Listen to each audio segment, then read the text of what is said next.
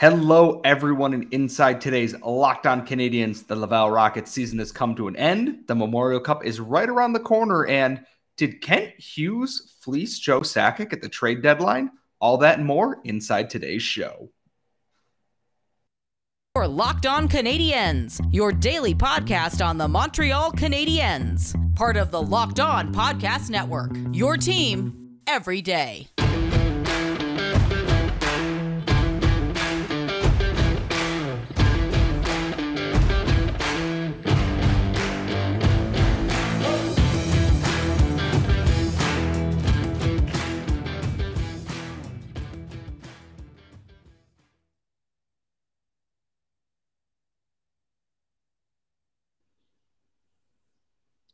Hello, everyone, and welcome to episode 638 of Locked On Canadiens.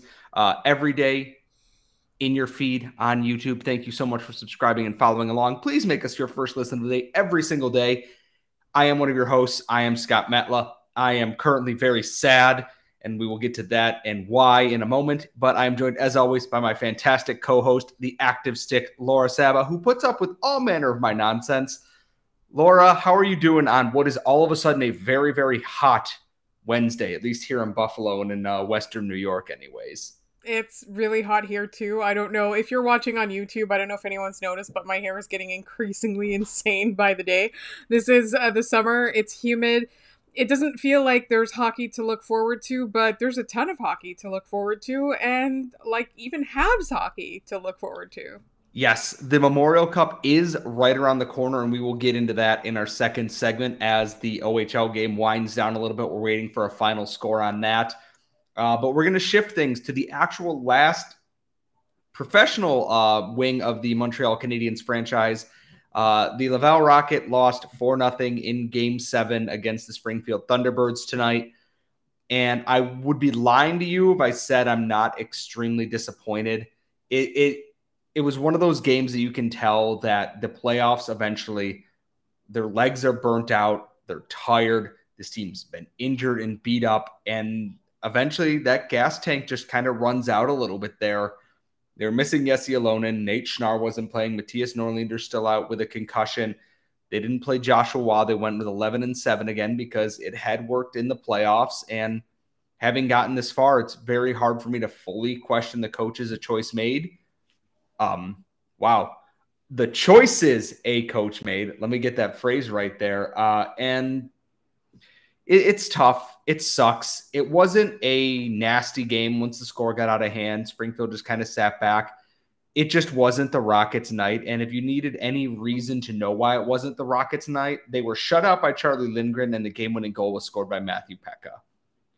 That about sums up how things went for them. They had their looks, and Charlie Lindgren was absolutely dialed in. And it's disappointing, but when you look at the full grand scheme of things here, the Rocket were 38 seconds from being eliminated a month ago and were a game away from the Calder Cup finals. And waiting for them is the Chicago Wolves. Hello, Sarah. And Chicago, if we thought Springfield and everyone else was tough, Chicago's a different breed, and I don't know what the Calder Cup final would have brought, but I'd be lying if I said I wouldn't want to see that at all. You know, it's a tough pill to swallow, but all good things come to an end, and there's a ton of positives for me to take out of this. And I know, Laura, you watched bits and pieces of the game tonight as well. I just wanted to get your thoughts kind of because you've been watching as the playoffs have gone as well. So I think tonight, if we're talking about tonight in particular, they lost the game in the first half, and then they did everything they could to try and win it in the second half, but they couldn't get pucks past Charlie Lindgren. A lot of them were, misconnected passes. A lot of them, they went a bit wide of the net. There were some bad luck moments, but they really could not afford to go down into a hole because Cayden Primeau deserved better. He played really well. He's played really well all through the playoffs, and he's kept them in a lot of games that they didn't really deserve to be in. He's brought them this far. So I know we're going to talk about positives, but I think like if we want to talk about the story of tonight's game in particular, it was over very quickly, and then they just could not mount a comeback. And I think they have in the past, and I think that's kind of what what it doesn't hurt. It's like that's the disappointing thing is that I think, like you said, they've run out of gas. It all caught up to them. They're beat up. They're banged up. They're in it over their heads a little bit. So what's worked for them in the past didn't work for them this time. And again, you're much more familiar with the Rocket, so I wouldn't necessarily question the decisions myself. But they're like, I think that the Rocket could have pulled it out if they had a better first, like, I'd say 25 minutes of the game. And that's the thing is, like, they held it close in the first, and then the second period, it was just a slaughter. Even with the, long change and everything, they couldn't get anything going. And that's when you kind of tell either they got to get one here against the grain and kind of take the wind out of the sails, or it's over. And the minute the second goal went in, I'm like, okay, they've done this before. The third one that's where I went, that's game there. Yeah, they have the entire third period, and they tried, and damn did they try. But, almost only counts in horseshoes and hand grenades. It doesn't count in the game of hockey, unfortunately. And like you said, Cayden Primeau was incredible in the playoffs. And I hope this kind of gets him back on the track in a lot of fans' minds here, is that he is the reason they got this far. And I don't think anyone can dispute that. Yes, the Rocket played well and got opportunistic scoring, but Cayden Primeau in some of these games was turning away 30-plus shots every single night and making it look easy. He even, letting in 3 goals tonight, he was still the only reason that wasn't like a 6-0 game after long. He was phenomenal all playoff. And for some of the younger guys too, guys like Raphael Harvey-Pinard really came on strong when it counted the most. And I think that's really important too. And I kind of forgot this as I was kind of sad tweeting through my feelings. This team won a division title last year. They won the Canadian division title last year. They came out of a very strong North Division this year, got to the conference finals, and are getting defensive reinforcements, likely some offensive reinforcements next year. We're going to see who's coming back. They're another year older, another year wiser, etc. The building blocks are all there to continue this forward progress. I think JF Houle did a very good job, especially with how COVID hammered this team for a lot of the season and made things uneven. It sucks that it's over, though, because this is the most fun I've had, and I'm glad a lot of people got to experience Place Bell this season and in the playoffs. It was rocking, it was loud, and damn if it wasn't fun. And just, it sucks. That's the end of, professional Habs hockey this season. The Lions are out in the ECHL. The Rocket are done here. So it was a lot of fun. And thank you, everyone who stuck with us through our Rocket coverage in the playoffs, for everyone who followed my stuff on Twitter and EOTP. That means a lot to me. It was something special, but all things come to an end. And now we shift our focus to the other branch of hockey. The CHL, the Memorial Cup, is right around the corner. I believe, Rory, you said that started Monday, the 20th, and there will be 3 Habs prospects playing in that tournament. We're going to go over all that, what we can expect and everything else, and that's all coming up in our next segment. But first, we got to talk to you about one of our show sponsors. You know them. We love them. You love them too. They are Built Bar, and there's a brand new flavor because Built Bar is always coming up with new flavors. It is mud pie. And you're not sure what mud pie tastes like? Well, if you're a chocolate fan, you're going to want to sit down for this. It's rich whipped cream and chocolate mousse smothered in 100% real chocolate and topped with cookies and cream crumble. And it's got all the protein and all the macros that you want in your protein bar that you've come to expect from Built Bar. And that's 100% real chocolate on there. So we're going to want you to go to Built.com and try out the new Mud Pie Built Bar or the Built Puffs, which are also incredible if you love protein-infused marshmallow. They're great for a snack in the morning, after your workout, when you need that fuel in the middle of the day. And if you go to Built.com and use promo code LOCKED15, you're going to get 15% off your order. Just use promo code LOCKED15 for 15% off at Built.com. All right, we are going to continue to stay right in my wheelhouse here a little bit. The Memorial Cup, which is actually one of my favorite things. It's not something I really got into until I obviously got into prospect writing a little bit, covering the AHL and seeing who was next. And as of tonight, there are 3 Canadiens prospects that are in the Memorial Cup. We have Arber, Xhekaj, and Mysak of the Hamilton Bulldogs, who secured the OHL title tonight with a 6-1 win over the Windsor Spitfires. And out west, Kaiden Guhle and the Edmonton Oil Kings won the WHL title over the Seattle Thunderbirds. I don't know what it is with our, prospects and Thunderbird teams in championship games, but that's me projecting a little bit. It's an exciting time because you have Kaiden Guhle, who is probably one of the most well-regarded prospects in the Canadian system at any level, counting the AHL, NCAA, etc. And then you have two guys who some people might not be 100% sure on, Arber, Xhekaj, and Jan Mysak. I really like Jan Mysak. We've had Russ Cohen from Locked On Flyers on the show a lot. He likes Mysak a lot.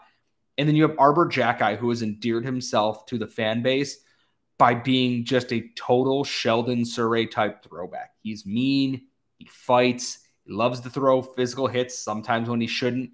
He scores really nice goals from time to time. They call him the sheriff for a reason. Laura, the Habs, actual season might be over, but we keep getting treated to more and more extensions of that by proxy, I guess. I think so. And I want to say something about Kaiden Guhle because he's the one that I'm most excited about. And I think if you consider not the players who've already made the team and not whoever they pick first overall, he, for me, is the top prospect currently in the system that hasn't made the team yet, right? And as Russ Cohen, we talked to Russ Cohen, and this was in our episode this week, he said he's for sure a lock to be the number 2 defenseman and could even challenge to be the number 1. I think one of the things that I want to point out about Kaiden Guhle is that you weren't the only one. I wasn't the only one. A lot of the Habs fans that we've spoken to aren't the only ones.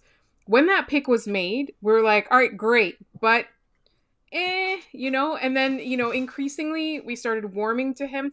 I think it's just that we weren't as excited as the results turned out to be, right? Like, he has proven himself because we thought, all right, he's a defensive defenseman. And I think in this market, we're kind of allergic to that term a little bit, because we've seen that the NHL is moving in a different direction. So we want to see defensemen play more with their brains and a little bit less with their bodies, or as much as they used to with their bodies, but a little bit more with their brains, right? And I think that that's something that in the last 2 seasons, Kaiden Guhle has proven that he can do. He makes so many smart decisions on the ice that, to me, that's not what I expected from the pick back then. And that's something that, the Canadiens have had picks like this that have turned out to be better than they seemed in their draft year.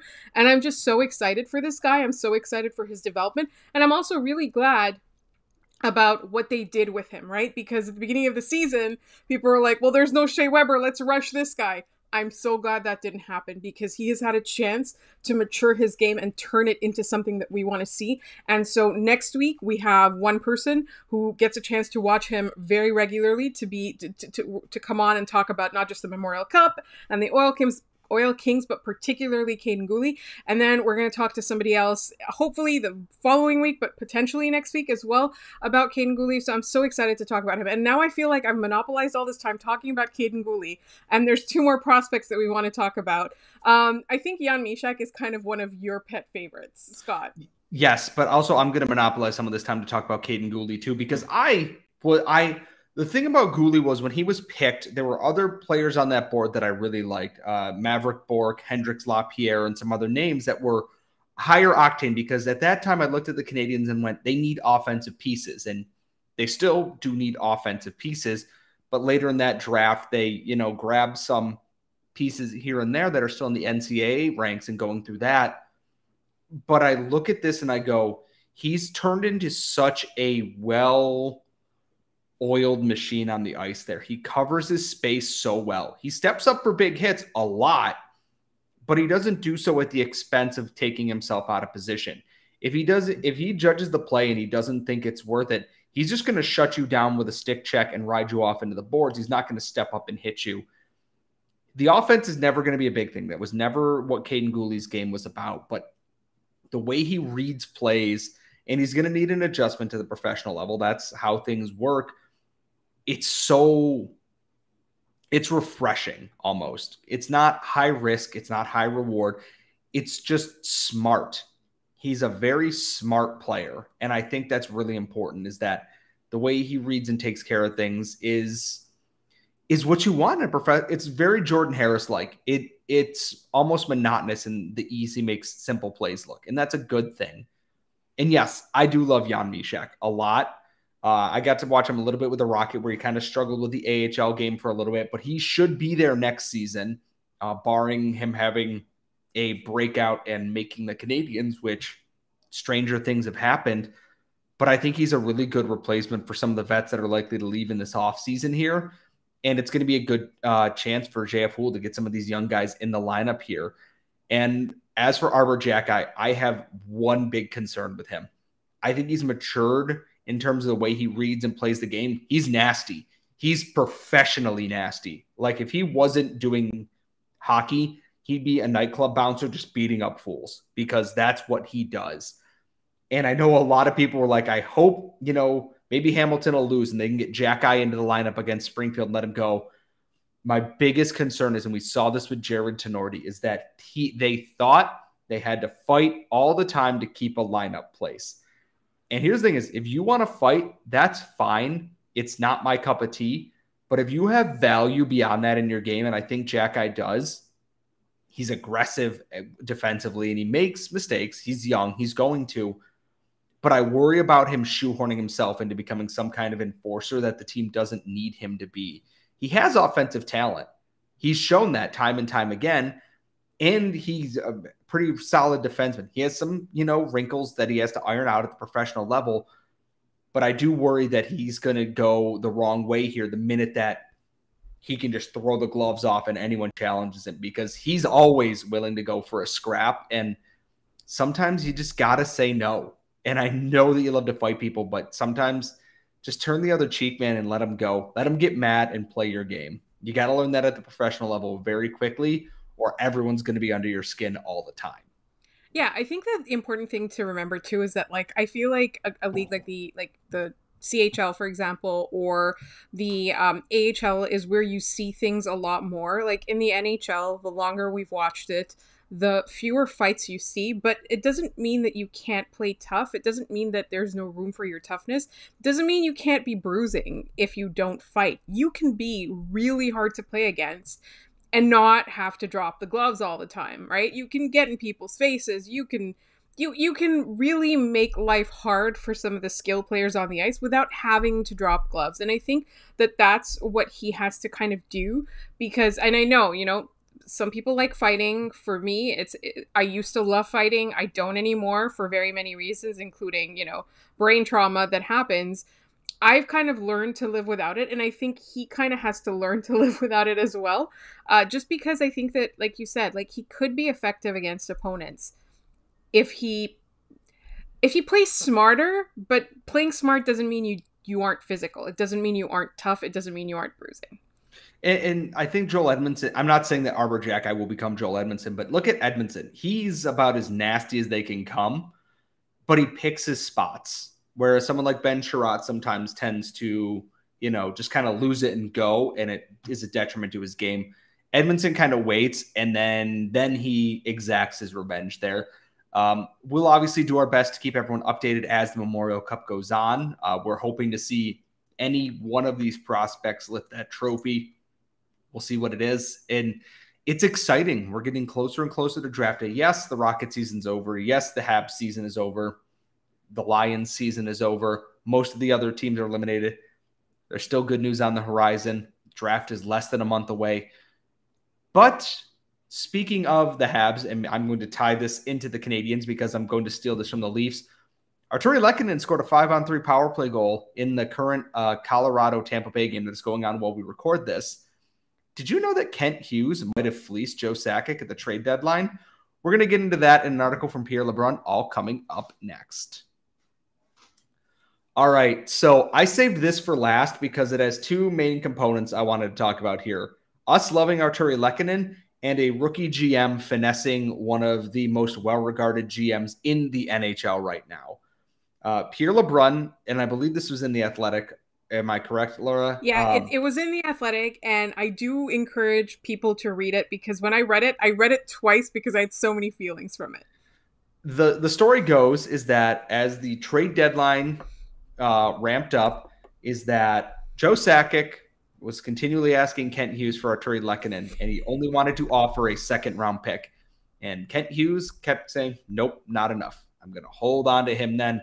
He's important. The coaching room, and this is the key point, is the coaching room loved Arturi Lehkonen.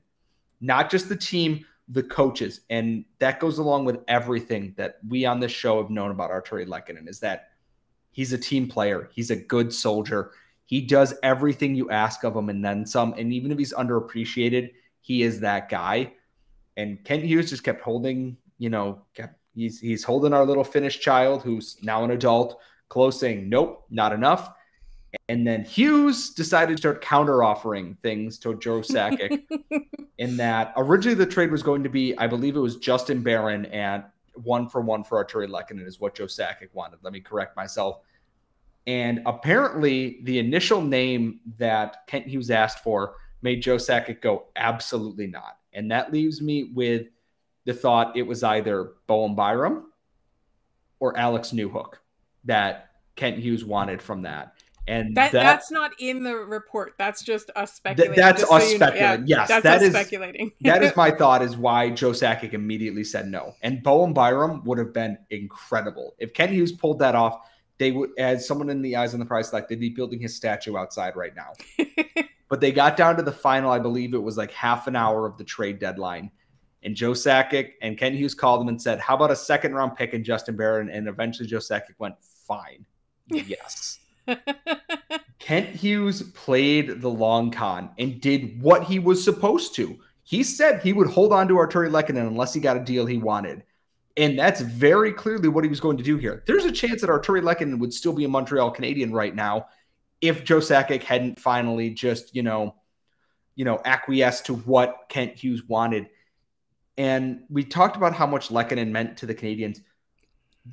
It's a really smart GMing move from Kent Hughes. He got an incredible deal from Florida for Ben Sherratt and took that and went, yup, that's perfect, taking it and going. He did the same thing for Tyler Toffoli. He got offered the deal he wanted, and instead of potentially watching that dip in value of the players not playing well or they get hurt and it coming off the table, he took those deals when they became available. And it just underscores what a smart trade deadline he had. Yes, I miss Arturi Lehkonen every single day, and watching him score big goals for Colorado warms my heart. But holy crap, is this impressive work from Kent Hughes to go one-on-one with Joe Sakic.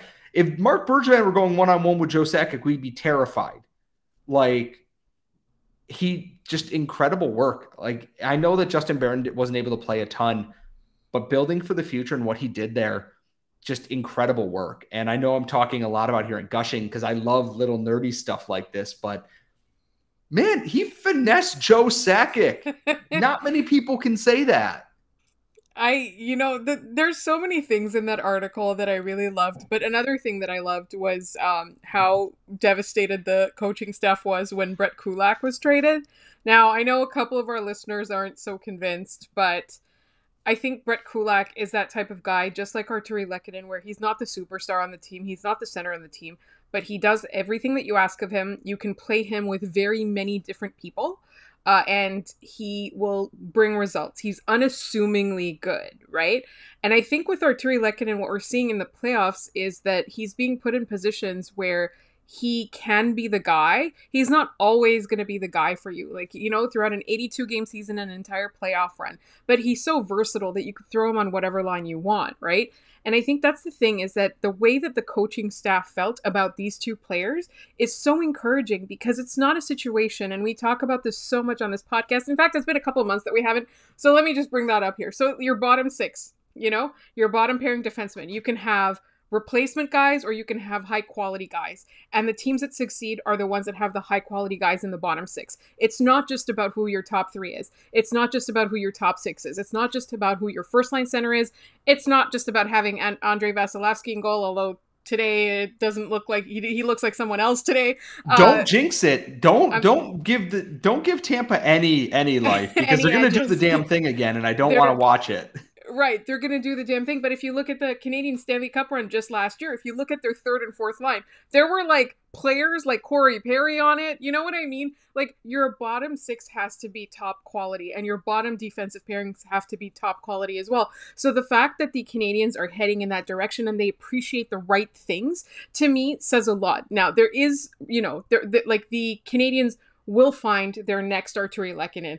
I think that Brett Kulak might come back, but even if he doesn't, that defensive depth that they have right now, it might be lacking that Victor Hedman, Cale Makar type number one, but it's got a great 2 to 7, right, in the future that we're looking at. We've got a lot of players that, if they achieve their potential or even close to their potential, you could get a pretty good blue line out of it. But I think another thing that I wanted to talk about with that article was the way that Kent Hughes treated Arturi Lehkonen.